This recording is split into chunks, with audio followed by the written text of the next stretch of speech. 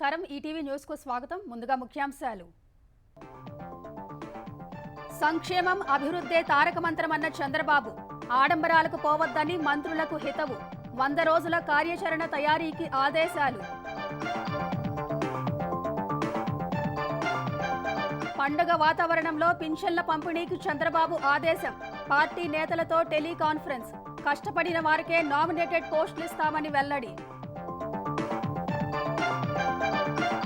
రాష్ట్రపతి ప్రధానులను మించి జగన్కు భద్రత తాడేపల్లిలోనే 986 మంది కాపలా అధికారం కోల్పోయినా నేటికి అదే స్థాయి రక్షణ కొనసాగింపు 2.70 లక్షల పట్టణ గృహాల మంజూరుకు సీఎం రేవంత్ విజ్ఞప్తి పెండింగ్ నిధులివ్వాలని కేంద్ర మంత్రి ఖట్టర్కు వినతి రక్షణ మంత్రితోనూ సమావేశం అలక వేడని ఎమ్మెల్సీ జీవన్ రెడ్డి భవిష్యత్తును కాలమే నిర్ణయిస్తుందని వెల్లడి అధిష్టానం దృష్టికి అభిప్రాయాలు తీసుకెళ్తామన్న మంత్రి శ్రీధర్ బాబు వలసతో ఢీలా పడిన భారాసలో ఉత్సాహం నింపే యత్నాల్లో కేసీఆర్ పార్టీ నేతలతో మంతనాలు త్వరలో భారీ సమావేశం ఏర్పాటుకు యోచన టీ20 ప్రపంచ కప్ సెమీఫైనల్ చేరిన భారత క్రికెట్ జట్టు సూపర్ 8లో ఆస్ట్రేలియాపై ఘన విజయం కెప్టెన్ ఇన్నింగ్స్ ఆడిన రోహిత్ శర్మ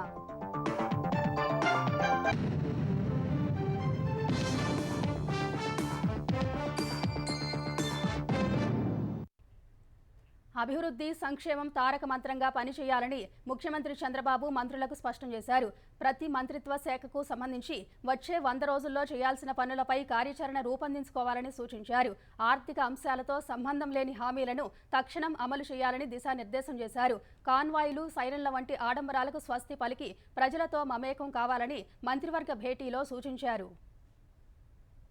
ఆంధ్రప్రదేశ్ మంత్రివర్గ తొలి సమావేశం సందర్భంగా అమాత్యులకు ముఖ్యమంత్రి చంద్రబాబు నిర్దిష్టంగా కొన్ని సూచనలు చేశారు తమ శాఖలపై మంత్రులు లోతుగా అధ్యయనం చేయాలని వీలైనంత త్వరగా అవగాహన పెంచుకోవాలని సూచించారు అనాలోచిత తొందరపాటు నిర్ణయాలు వద్దని సమష్టిగా నిర్మాణాత్మకంగా నిర్ణయాలు తీసుకోవాలని కోరారు మంత్రుల పేషీల్లో వివాదరహితుల్ని మంచి నడవడిక ఉన్నవారినే అధికారులు సిబ్బందిగా నియమించుకోవాలన్నారు కొందరు పార్టీలు కులాల పేరుతో అంతరాలు పెంచేందుకు ప్రయత్నిస్తారని వాటిని సమర్థంగా తిప్పికొట్టాలన్నారు సంక్షేమానికి తొలి ప్రాధాన్యమిస్తూ అభివృద్ధికి పెద్దపీట వేస్తామని చంద్రబాబు తెలిపారు భారీ ఖర్చుతో పెద్ద సభలు నిర్వహించే విధానాలకు స్వస్తి చెప్పాలన్నారు మనం చెప్పాలనుకున్నది ప్రజలకు చేరితే చాలన్నారు చిన్న సమావేశాలైతే ప్రజలకు ప్రభుత్వానికి మధ్య అనుబంధం పెరుగుతుందన్నారు ఎవరూ అభ్యంతరకర భాష వాడొద్దని హెచ్చరించారు ఏ పని చేసినా ప్రభుత్వానికి మంచి పేరు వచ్చేలా చూడాలని స్పష్టం చేశారు శాఖాపరమైన సమీక్షా సమావేశాల సమయం తగ్గించుకోవాలని వీలైనంత వరకు సాయంత్రం 6 గంటల తరువాత సమావేశాలు వద్దని చంద్రబాబు సూచించారు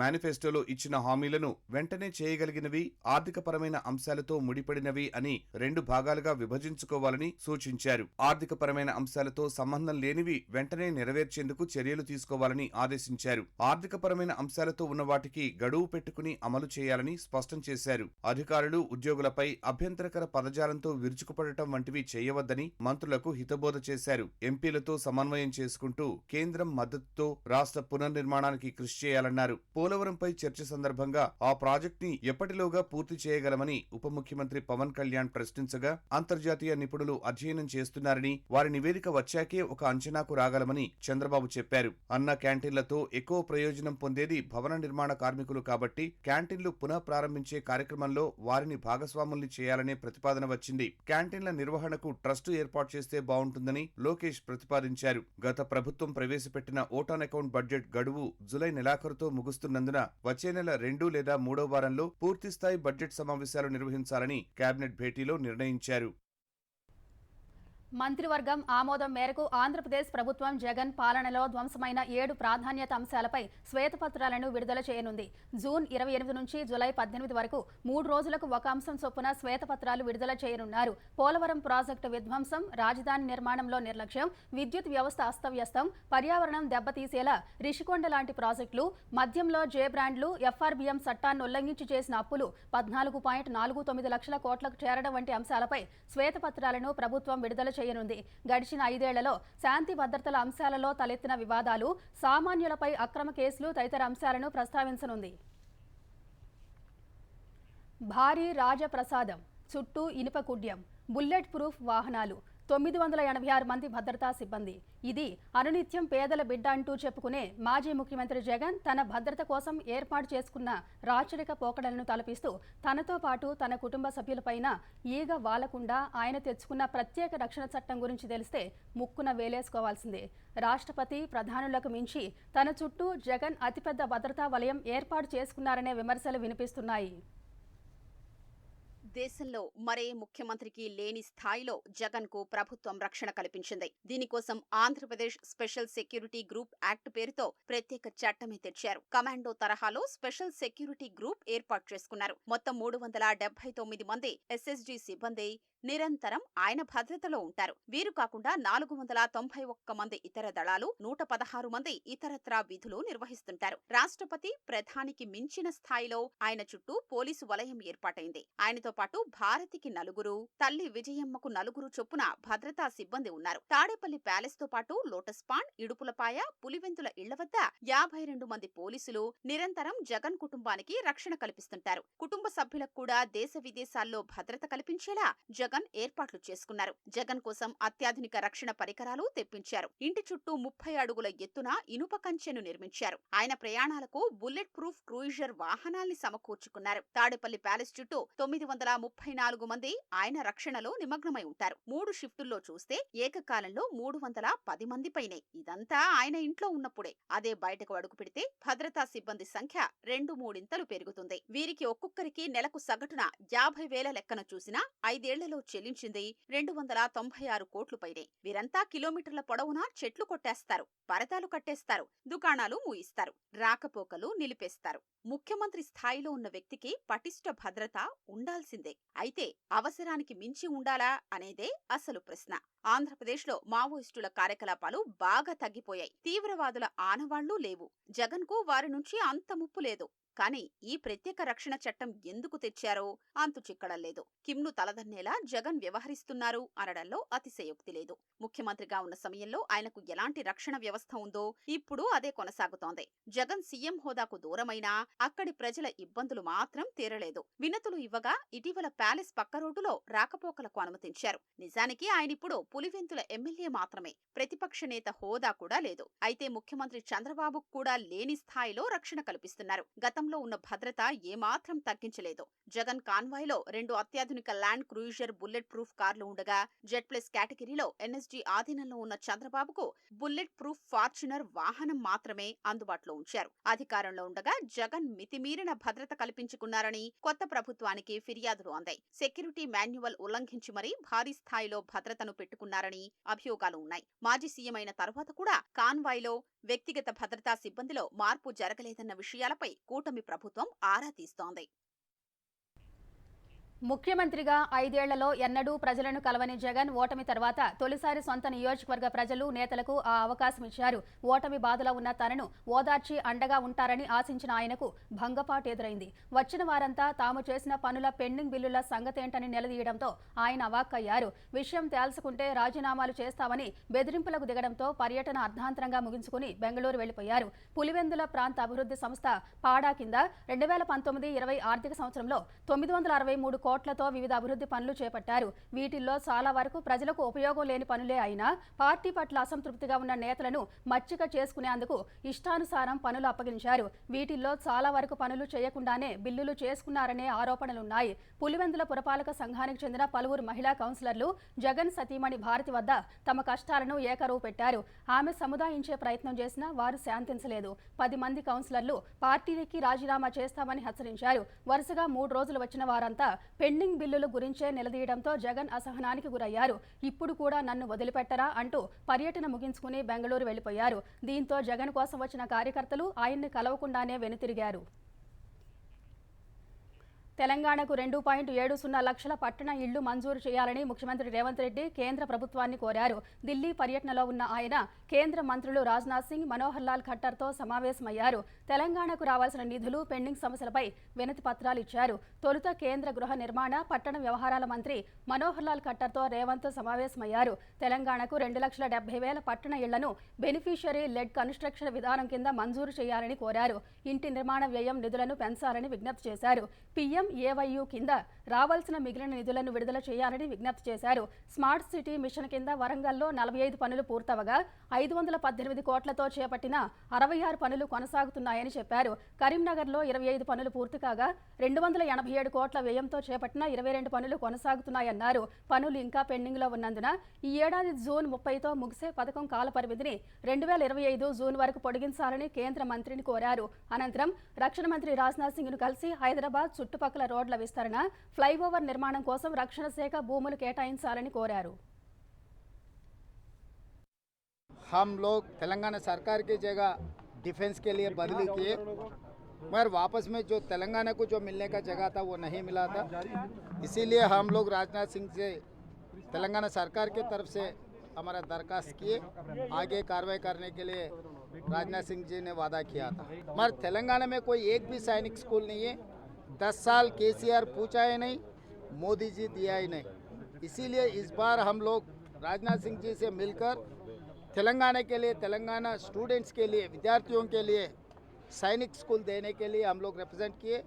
राजनाथ सिंह जी ने कोशिश करने के लिए वादा किया और कटर जी से जो हैदराबाद डेवलपमेंट के लिए, मूसी रिवर फ्रंट के लिए एंड मेट्रो रेल के लिए and prime minister Awas Yojana में गरीब लोगों को घरों के लिए हम लोग रिप्रेजेंट किए। हमारा जितने भी पेंडिंग इश्यूज है 2 मंत्रियों से, दोनों से मिलकर तेलंगाना सरकार को, तेलंगाना जनता को जो मिलने का है वो पूरा रिप्रेजेंटेशन दे चुके हैं। తెలంగాణ అభ్యున్నతి కోసమే సీఎం రేవంత్ రెడ్డికి మద్దతు పలికినట్లు బాన్సువాడ ఎమ్మెల్యే పోచారం శ్రీనివాస్ రెడ్డి స్పష్టం చేశారు. 6 నెలలుగా తెలంగాణ ప్రభుత్వ పనితీరు, అంకిత భావం, పట్టుదలను చూసి కుమారునితో కలిసి కాంగ్రెస్లో చేరారని తెలిపారు. సీఎం రేవంత్ రెడ్డితో కలిసి ఢిల్లీలో ఏఐసీసీ అధ్యక్షుడు మల్లికార్జున ఖర్గే, పార్టీ అగ్రనేత రాహుల్ గాంధీలతో పోచారం సమావేశమయ్యారు. తన ప్రస్థానం మొదలైన కాంగ్రెస్లోనే ముగింపునకు వచ్చిందని పోచారం వ్యాఖ్యానించారు. కాంగ్రెస్ పార్టీ నేను కొత్త కాదు, నేను రాజకీయ జీవితమే కాంగ్రెస్ పార్టీతో స్టార్ట్ అయింది. 1977లో నేను కాంగ్రెస్ పార్టీతోనే కండువ కప్పుకొని రాజకీయాలకు వచ్చాను. 84 వరకు కాంగ్రెస్లే ఉన్నాను. ఎన్టీ రామారావు గారు పార్టీ స్థాపించిన తర్వాత వారి పిలుపు మేరకు తెలుగుదేశం పార్టీలో వెళ్ళాను. 27 సంవత్సరాలు తెలుగుదేశం పార్టీలో ఉన్నాను. 11 సంవత్సరాలు కేసీఆర్ గారి నాయకత్వంలో టీఆర్ఎస్ పార్టీలో పనిచేశాను. నిన్నగాక మొన్న వారి నాయకత్వంలో తిరిగి ఏ రాజకీయ ప్రస్థానం ఎక్కడ మొదలైంది నాది, నా ముగింపు కూడా అక్కడికే వచ్చింది మళ్ళీ కాంగ్రెస్ పార్టీకి. కార్యకర్తల మనోభావాలకు అనుగుణంగానే తన భవిష్యత్తు నిర్ణయం ఉంటుందని కాంగ్రెస్ సీనియర్ నేత ఎమ్మెల్సీ టి జీవన్ రెడ్డి చెప్పారు. జగిత్యాల ఎమ్మెల్యే సంజయ్ కుమార్ ముఖ్యమంత్రి రేవంత్ రెడ్డి సమక్షంలో కాంగ్రెస్లో చేరడంతో ఆయన తీవ్ర మనస్తాపానికి గురయ్యారు. పదవికి రాజీనామాకు సిద్ధమయ్యారనే ప్రచారంతో ప్రభుత్వ విపులతో పాటు మంత్రి శ్రీధర్ బాబు జీవన్ రెడ్డికి నచ్చజెప్పేందుకు ప్రయత్నించారు. దాదాపు 2 గంటల పాటు జీవన్ రెడ్డితో శ్రీధర్ బాబు చర్చలు జరిపారు. జీవన్ రెడ్డి మనోభావాల్ని అధిష్టానం దృష్టికి తీసుకెళ్తామని మంత్రి చెప్పారు. తన భవిష్యత్తును కాలమే నిర్ణయిస్తుందని మంత్రితో భేటీ తర్వాత జీవన్ రెడ్డి వ్యాఖ్యానించారు. పార్టీ బలోపేతానికి ఎమ్మెల్యేను చేర్చుకోవడంపై తనకు అభ్యంతరం లేదన్న ఆయన స్థానిక నేతల అభిప్రాయం తీసుకోకపోవడం సరికాదన్నారు. జీవన్ రెడ్డికి మద్దతుగా నేడు గాంధీ భవన్కు తరలి రావాలని జగిత్యాల కాంగ్రెస్ నేతలు స్థానిక శ్రేణులకు పిలుపునిచ్చారు. కార్యకర్తలు కానీ, అభిమానులు కానీ, ప్రజానీకం కూడా ఎవరు కూడా ఏ విధమైనటువంటి ఒక ఆందోళన గురి కావాల్సిన అవసరం లేదు. అదే పడకూడదు. మన జీవిత కాలం ఏదైతుందో ఈ ప్రాంత కాంగ్రెస్ పార్టీ కార్యకర్తలే కానీ, అభిమానులే కానీ ఈ ప్రాంతం నుండి సమస్యల కోసం ఏదైతుందో నేను అందుబాటులో ఉండి సేవ చేయాలనే సంకల్పంతో ముందుకు పోతున్నా. భవిష్యత్తు కాలం నిర్ణయిస్తుంది. నిన్న జరిగిన సంఘటన విషయంలో పెద్దలు జీవన్ రెడ్డి గారు మనస్తాపానికి గురైనారని మాకు తెలియగానే మేమందరం కూడా వచ్చి మీరు తప్పకుండా కాంగ్రెస్ పార్టీ పక్షాన రాబోయే కాలంలో కూడా పార్టీకి పెద్ద దిక్కుగా ఉండాలని, ఈ విషయం అంతా కూడా కార్యకర్తలు అనేక మంది వారి మనోభావాలను, వారి పడ్డ కష్టాలని తప్పకుండా మా కాంగ్రెస్ పార్టీ అధిష్టానాన్ని తెలియజేయడం జరుగుతుంది. తెలంగాణ అసెంబ్లీలో పూర్తిస్థాయి బడ్జెట్ ప్రవేశపెట్టేందుకు ఉప ముఖ్యమంత్రి మల్లు భట్టి విక్రమార్క నేటి నుంచి సన్నాహక సమావేశాలు నిర్వహించనున్నారు. ఓట్ ఆన్ అకౌంట్ గడువు జులై నెలాఖరుతో పూర్తి కానుంది.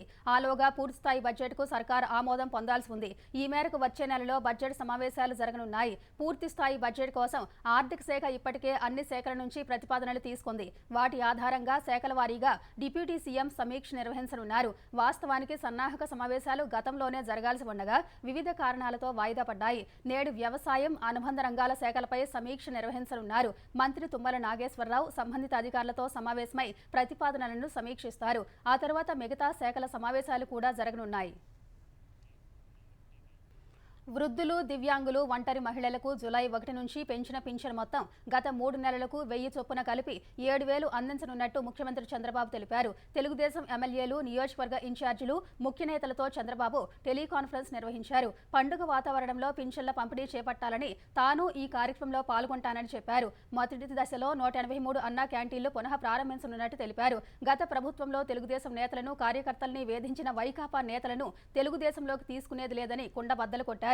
గత ప్రభుత్వంలో నిబంధనలు ఉల్లంఘించి చట్టవిరుద్ధంగా వ్యవహరించిన వారిని వదిలేది లేదన్నారు. ఎన్నికల్లో ఎన్డీఏ విజయానికి కృషి చేసిన వారిని నామినేటెడ్ పోస్టుల్లో నియమిస్తామని, వారి వివరాల్ని సేకరిస్తున్నామన్నారు. పొత్తులో భాగంగా 31 మంది ఇన్ఛార్జీలకు సీట్లు ఇవ్వలేకపోయామన్న చంద్రబాబు, అయినా వారు ఎన్డీఏ గెలుపు కోసం పనిచేశారని అభినందించారు. ముఖ్యమంత్రి చంద్రబాబు నేటి నుంచి 2 రోజులు సొంత నియోజకవర్గం కుప్పంలో పర్యటించనున్నారు. ఉదయం అమరావతి నుంచి కుప్పం వెళ్లనున్న చంద్రబాబు మధ్యాహ్నం శాంతిపురం మండలం జల్లిగానిపల్లిలో హంద్రీనీవా కాలువను పరిశీలిస్తారు. సాయంత్రం కుప్పం ఎన్టీఆర్ కూడలిలో నిర్వహించే బహిరంగ సభలో పాల్గొంటారు. తర్వాత కుప్పం R&B అతిథి గృహంలో పార్టీ నేతలతో సీఎం సమావేశమవుతారు. రేపు ఉదయం అక్కడే ప్రజల నుంచి వినతులు స్వీకరిస్తారు. బుధవారం మధ్యాహ్నం ప్రభుత్వ డిగ్రీ కళాశాలలో కుప్పం నియోజకవర్గ అభివృద్ధిపై అధికారులతో సమీక్ష నిర్వహిస్తారు. PES కళాశాల పార్టీ నేతలతో సమావేశం నిర్వహించి తిరుగు పయనమవుతారు. సీనియర్ IAS అధికారి గోపాలకృష్ణ ద్వివేదిని ఆంధ్రప్రదేశ్ ప్రభుత్వం బదిలీ చేసింది. సాధారణ పరిపాలన శాఖకు రిపోర్ట్ చేయాలని ఆదేశించింది. ఇటీవలే వ్యవసాయం, గనుల శాఖ నుంచి కార్మిక శాఖకు ద్వివేది బదిలీ అయ్యారు. ద్వివేదికి కార్మిక శాఖ బాధ్యతలు అప్పగించడంపై విస్మయం వ్యక్తమైంది. గ్రామ, వార్డు సచివాలయాలకు వైకాపా పార్టీ రంగులు వేయడం లాంటి ఆరోపణలను ద్వివేది ఎదుర్కొన్నారు. ఈ వ్యవహారంలో ఆయన హైకోర్టు మెట్లెక్కారు. గనుల శాఖలో మాజీ మంత్రి పెద్దిరెడ్డి అక్రమాలకు ద్వివేది పూర్తిగా సహకరించారనే అభియోగాలు, ఆరోపణలు ఉన్నాయి. ఈ నేపథ్యంలో ద్వివేదిని GADకి పంపుతూ ఉత్తర్వులు జారీ చేశారు. పశుసంవర్ధక శాఖ కార్యదర్శి MM నాయక్కు కార్మిక శాఖ పూర్తి అదనపు బాధ్యతలు అప్పగిస్తూ ఆదేశాలు వెలువడ్డాయి. దేశంలోనే అత్యంత గొప్పదైన జల విద్యుత్ ప్రాజెక్టు శ్రీశైలం అని తెలంగాణ ఉప ముఖ్యమంత్రి భట్టి విక్రమార్క అన్నారు. ఇలాంటి సంపదను కాపాడుకోవడం ప్రజాప్రభుత్వం బాధ్యత అని పేర్కొన్నారు. నాగర్ కర్నూలు జిల్లా అమరాబాద్ మండలంలోని శ్రీశైలం ఎడమ జల విద్యుత్ ప్రాజెక్టును ఎక్సైజ్ మంత్రి జూపల్లి కృష్ణారావు పలువురు నేతలతో కలిసి భట్టి సందర్శించారు. అనంతరం విద్యుత్ శాఖ ఉన్నతాధికారులతో 4వ యూనిట్ పునరుద్ధరణ, రక్షణ చర్యలపై సమీక్ష సమావేశం నిర్వహించారు. శ్రీశైలం ఎడమగట్టు విద్యుత్ పవర్ హౌస్లో 2020 సెప్టెంబర్లో జరిగిన అగ్ని ప్రమాద ఘటన తీవ్ర బాధాకరమన్నారు. ఏ ఒక్క కార్మికుడి ప్రాణానికి ముప్పు లేకుండా పగడ్బందీ వ్యవస్థ ఏర్పాటు చేయాలని అధికారులను ఆదేశించారు. ఎన్నికల కోడ్ వల్ల ఉమ్మడి మహబూబ్ నగర్, రంగారెడ్డి జిల్లా వాసులు 0 బిల్లు సౌకర్యాన్ని పొందలేకపోయారని ఉప ముఖ్యమంత్రి చెప్పారు. కోడ్ ముగిసినందున ఉమ్మడి జిల్లాల వాసులకు గత మార్చి నుంచే 0 విద్యుత్ బిల్లు అమలు చేస్తామని మరో సమావేశంలో భట్టి విక్రమార్క తెలిపారు.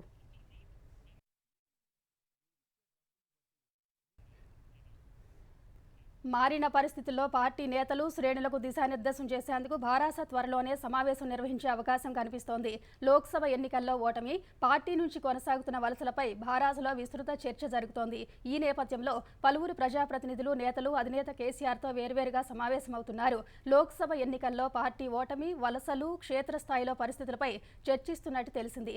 వలసల గురించి పెద్దగా ఆలోచించాల్సిన అవసరం లేదని, వడిదుడుకులు భారాసకు కొత్త కాదని కేసీఆర్ వారితో అన్నట్టు సమాచారం. కొంచెం ఓపిక పడితే మళ్లీ ప్రజల్లో ఆదరణ లభిస్తుందని చెబుతున్నట్టు తెలిసింది. ప్రజా సమస్యలను వెలుగులోకి తీసుకొస్తూ వాటి పరిష్కారానికి కృషి చేయాలని కేసీఆర్ సూచించినట్టు సమాచారం. పార్టీ మారుతారని ప్రచారంలో ఉన్న ప్రజాప్రతినిధులు, నేతలను బారాస నాయకత్వం బొజ్జగిస్తున్నట్టు తెలిసింది.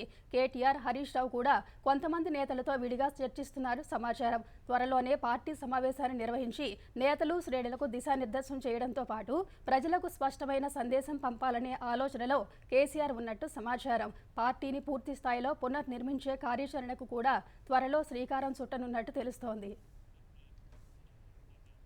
లోక్ సభాపతి ఎన్నికపై ఉత్కంఠ నెలకొన్న వేళ భాజపా సంప్రదింపులను ముమ్మరం చేసింది. అధికార ఎన్డీఏలోని తమ భాగస్వామ్య పక్షాల అభిప్రాయాలు తెలుసుకుంటోంది. ఓం బిర్లాను మరోసారి స్పీకర్గా ఎన్నుకునే అంశం పరిశీలనలో ఉన్నప్పటికీ విపక్షాల వ్యూహాలను తిప్పికొట్టేలా సన్నద్ధమవుతున్నట్టు తెలుస్తోంది.